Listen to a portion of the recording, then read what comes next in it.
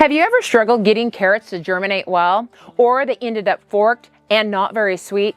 It's a common problem, but very easy to fix.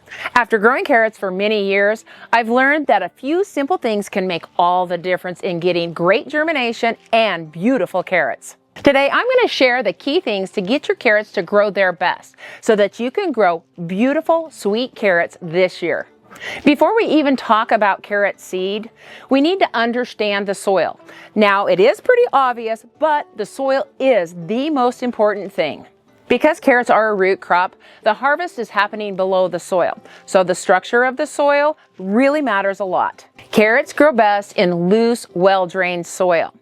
If the soil is full of rocks, clods, or compacted clay, then those carrots are going to fork or become twisted and not be able to grow straight down. That's one of the reasons why carrots do so well in raised beds, because you've filled it full of quality, good, loose soil, and it stays that way.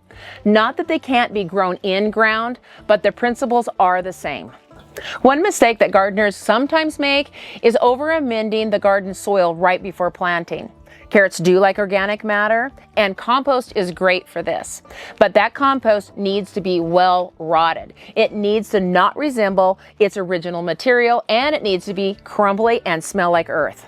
Manure can also be a great soil amendment, especially on a homestead where it's readily available. But it's typically higher in nitrogen, and if it hasn't been fully composted or aged, then it can be too rich for carrots. When there is a lot of nitrogen in the soil, this is when you see a lot of top growth and not much of a taproot. You'll also start to see forked or even hairy carrots. So compost and composted manure are both great for soil amendments, but you don't need to use as much for carrots, and you want to make sure that it's fully rotted, even aged, and apply it to the garden soil at least a couple of weeks so that it can mellow before planting your carrot seeds. So what we're looking for carrots is nice, loose soil that's not been overly amended so that taproot can grow straight down and not fork. Another thing that matters a lot for carrot germination is soil temperature. The air temperature can fluctuate quite a bit, but what really matters is that soil temperature that's around those carrots. Carrots germinate best in soil temperatures around 55 to 75 degrees. They can germinate in cooler soil, but it is much slower. Now, once we start to get 85 degrees and above, then that germination rate is pretty poor. So on an average, you'll be planting your carrot seed about 3 to 4 weeks before your first average frost. And then you can plant them again for fall time. And I do recommend this because I think they're the sweetest carrots. You'll want to plant your carrots about 10 to 12 weeks before your first fall frost. In our area, that's the first week in August. And the soil can be pretty warm because we are pretty warm in August. So by putting a shade cloth over that soil, that might cool your temperatures enough to where you can sow those carrots right on time. You can even store your carrots in the ground during the winter months in most places. In our zone 8, all I do is put a layer of mulch over the surface of them, usually about 1 inch to 2 inches, and that's enough where I can pull them up, and they're so sweet during the winter months. For colder places, then add a thicker layer of mulch so that you can get them up out of that ground without it being too frozen. Just be sure that you harvest those carrots in the spring before it starts to warm up and they start to grow, because then they become woody and go to seed. But the nice thing about that is if you leave a couple to go to seed, you'll have seed to replant, and one carrot going to seed can produce thousands of seeds. Plus, the flower that carrot produces attracts all kinds of pollinators. Now, when it comes to the sweetness of your carrots, temperature plays a huge role in this, and that's why fall planted carrots are always sweeter going into the cooler season. And once they get a light frost on them, then that just sweetens them even more. The carrot will naturally turn starches into sugar. Another factor that can affect the sweetness of carrots is potassium. Potassium supports strong root growth, healthy overall plants, and basically sweetens everything in your garden. So if your carrots are lacking flavor or even a little bit bitter, it's a possibility that your soil is lacking potassium. Something that I use to increase potassium in my garden soil is green sand. And green sand is just a natural potassium that contains minerals. And minerals also improve flavor of all vegetables. Green sand is a good choice for soils that tend to be more alkaline. If you live in an area that has more acidic soil, then you can use wood ash to increase the potassium amount in your soil. So if you have sweet carrots, then you probably don't need the addition of potash. But if your carrots are bland and they struggle, then chances are an addition of potash is going to help. Growing the right carrot type to match your soil type is also really important. If you have heavy clay soil, then grow a shorter, stockier carrot like a red cord chantenay. If you have sandy soil, then you can basically grow any type of a carrot, but it might require a little more soil amending. For raised beds, again, that's choice soil, so any type of carrot will do. If you're growing carrots in grow bags or containers, then things like Thumbelina work really good in those type of containers. One of the biggest challenges with planting carrots is getting them to germinate and germinate well. The seed is tiny and they're sown close to the surface, and that surface can dry out quickly, especially on windy days like this. If they just start to germinate and that soil dries out, you may not even know that they've germinated and possibly died off. The trick is to keep the top layer of the soil moist until those carrots are germinated and start to get established.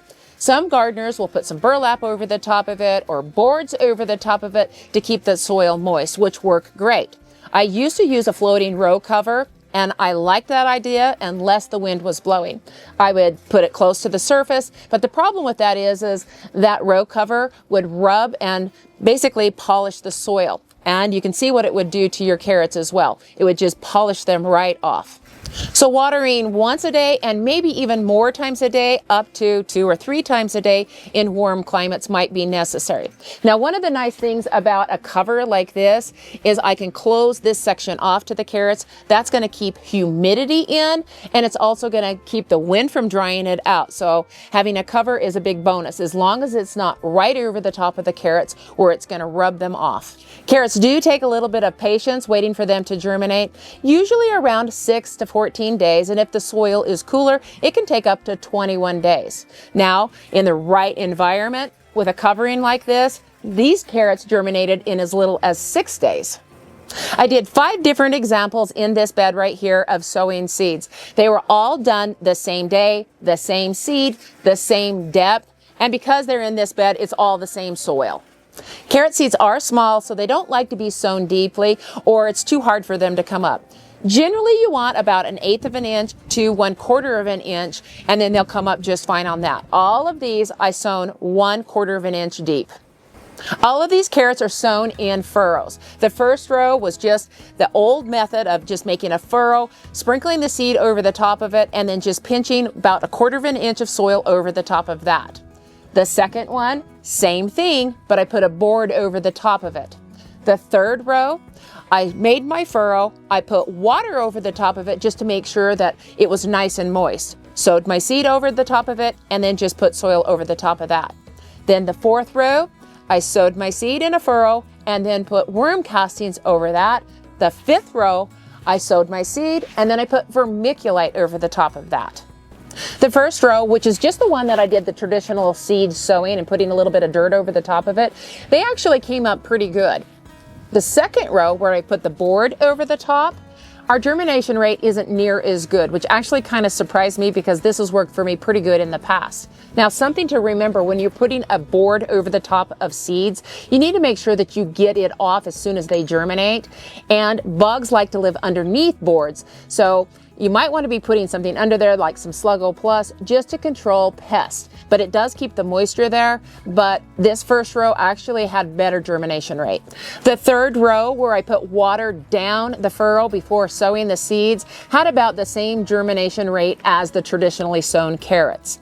The fourth row, where I put the worm castings over the top of it, was actually pretty disappointing. The germination rate out of all of them is the least.